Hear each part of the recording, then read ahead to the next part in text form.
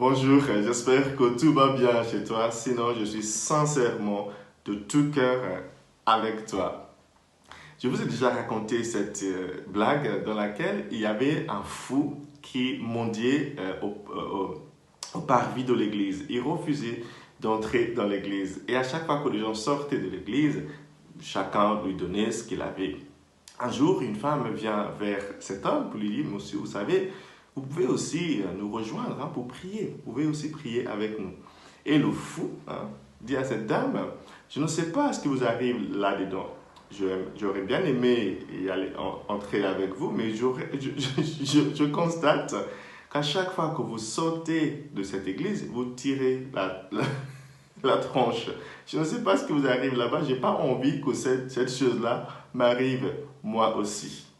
Chers amis, vous savez, notre manière de vivre dans le monde va faire que des gens vont vouloir savoir ce qui nous motive ou pas.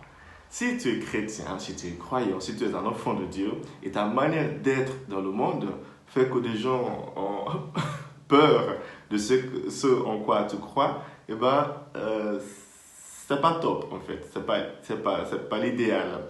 Dans la lecture d'aujourd'hui, dans la première lecture d'aujourd'hui, je vous dis pourquoi je vous raconte ça. C'était Exode chapitre 34, de verset 29 à 35. Moïse est allé dans la présence du Seigneur, dans l'attente de la rencontre avec le Seigneur. En revenant vers son peuple, ils ont réalisé qu'il y avait une irradiation qui sortait du visage de Moïse. Il y avait une espèce de brillance. Le visage de Moïse a commencé à briller, briller de joie, briller de paix, briller de bien-être. Je ne sais pas si tu l'as déjà fait. Il y a des moments où tu vas dans l'église, qu'il y ait des gens dedans ou pas, tu sors, tu sais qu'il y a quelque chose qui s'est passé en toi, tu es transformé. Tu brilles en fait. Voilà, c'est exactement l'expérience qu'a fait Moïse. Et en sortant de la présence de Dieu, les autres ont remarqué que Moïse a été transformé.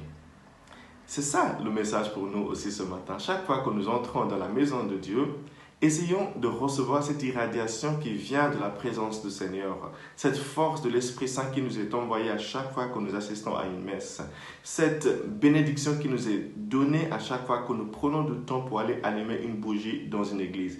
Il y a quelque chose qui s'y passe. Si tu fais attention quand tu rentres dans une église la prochaine fois, tu vas recevoir quelque chose qui va faire que toi aussi, tu vas briller en sortant de cette église. C'est un effet spirituel. Évidemment, c'est difficile pour toi-même parfois de le réaliser, mais des gens autour de toi le sentent, ils réalisent qu'il y a quelque chose qui a changé dans ta vie. Donc Moïse, ce matin, sort de la tente de la rencontre et lui-même ne savait pas qu'il y avait l'irradiation de son visage. C'était des gens autour qui ont réalisé que ce monsieur a été transformé. Il y a quelque chose en lui que nous n'arrivons pas à vraiment saisir.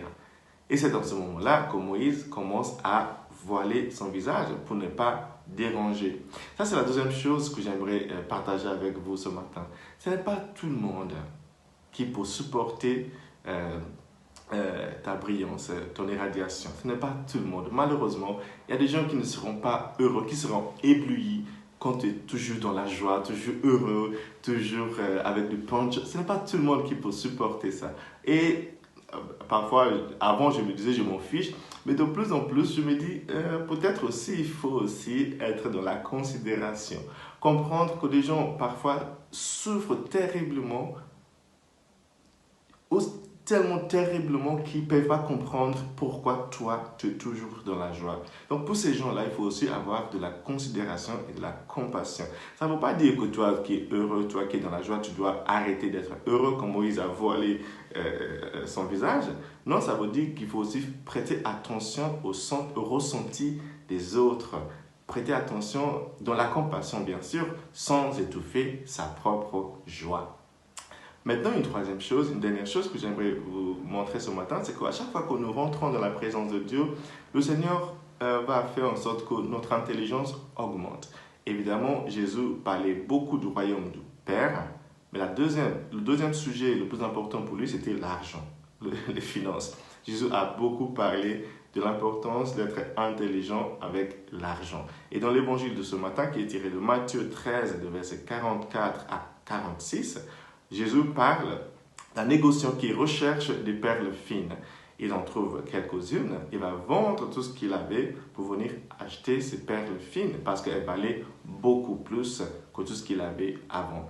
Dans un premier temps, ces perles, c'est la présence de Dieu, c'est le royaume de Dieu, c'est le salut qu'il faut être prêt à tout sacrifier pour avoir, mais aussi c'est la sagesse tout simplement de savoir investir correctement en achetant des choses de valeur. J'espère que tu auras une belle journée aujourd'hui, que tu n'hésiteras pas à briller. Briller, parce que voilà, c'est ça que le Seigneur nous demande de faire. Il faut briller, briller, briller, mais toujours dans la compassion et dans la considération. Que Dieu te bénisse aujourd'hui, le Père, le Fils et le Saint-Esprit. Amen.